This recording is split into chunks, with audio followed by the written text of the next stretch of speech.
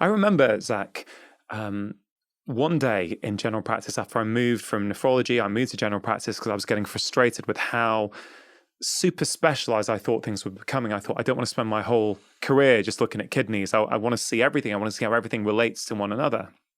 I remember at the end of one of my clinic days, I looked at my list of patients, and I'd probably seen about 45 patients that day. And I asked myself, how many patients, Rangan, have you really helped today? Like really helped?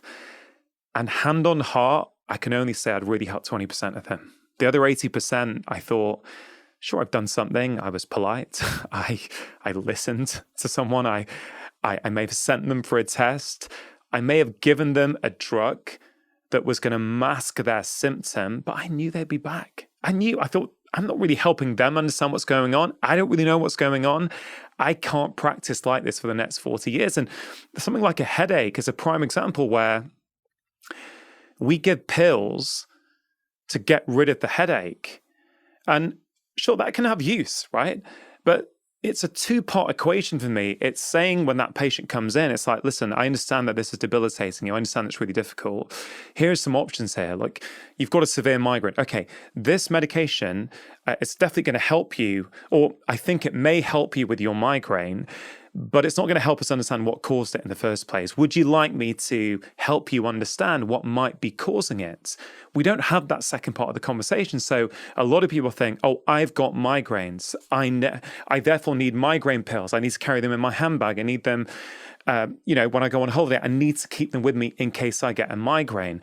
And again, I'm not criticizing that. I understand that may have value. But I found in a lot of cases, dare I say it, the majority of cases, if you take a holistic approach, you can help a patient understand why they're having a migraine, why they're having a headache. It's the same problem, isn't it? We look at the symptom, we try and get rid of that symptom without understanding, well, what's causing it in the first place. Yeah, it's darker than that in some ways, in that the pills that we would give for that headache, Tylenol, ibuprofen, these drugs have immediate consequences in the microbiome, in the liver, in the kidneys. We're damaging systems with the very things. And if we go back to the pneumonia one, it's very interesting because it seems very simplistic. Bacteria overgrown in the lung. We should give an antibiotic. Yeah. That seems so obvious and so benign. Well, let's just give the antibiotic. What we now know is that as soon as an antibiotic hits the system, within the next 12 months, the risk of that person developing major depression goes up by 24%. If you give them 2 courses of antibiotics in that year, their risk of major depression goes up 44%.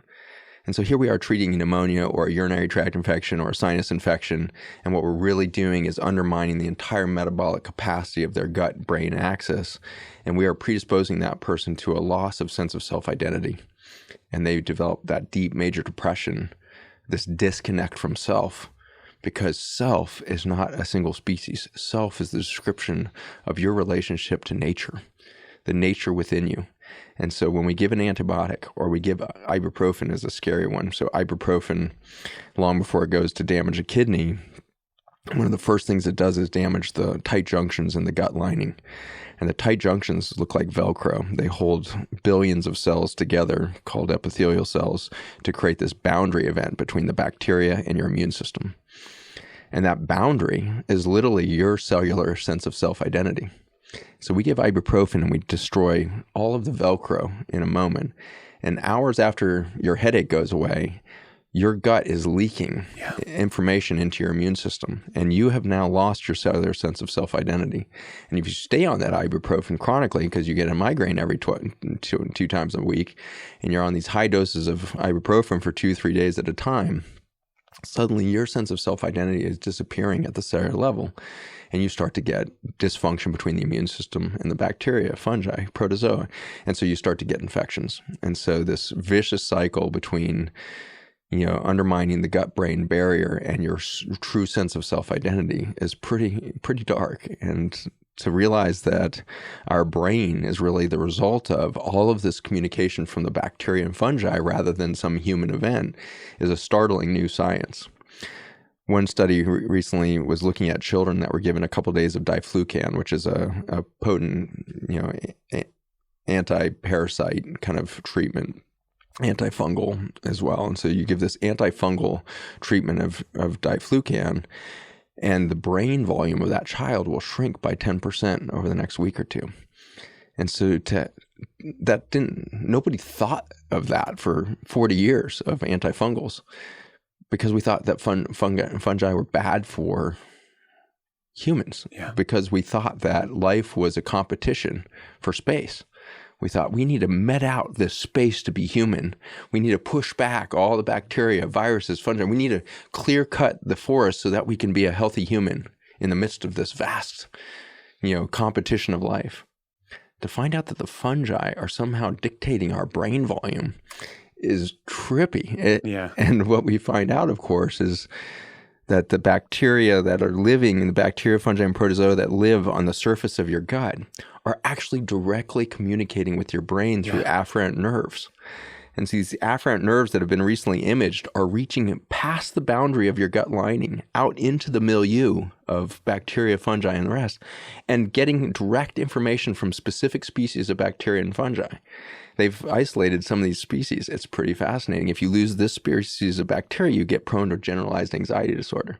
Yeah.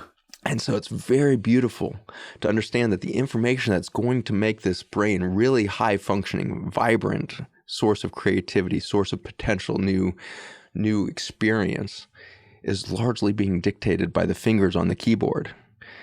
The computer chip in your computer never wrote a term paper. Neither did the keyboard. Your finger somehow wrote that.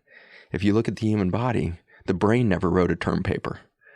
Neither did the fingers. Something outside of us came in to create the thought.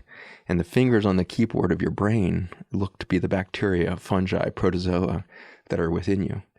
And so in the end, we are getting to this trippy moment of science where we're realizing to have a human thought, to be a creative human being, is to be an expression of nature itself. And so as we have come to believe that it's a reductionist human against all other life, we should kill everything bigger than ourselves, which we've done. We should kill everything around us. We should kill everything inside of us so that we can be more human. We lost our curiosity. We lost our creativity. And so we start to do these patterns of behavior that across 7.9 billion people start to be very repetitive.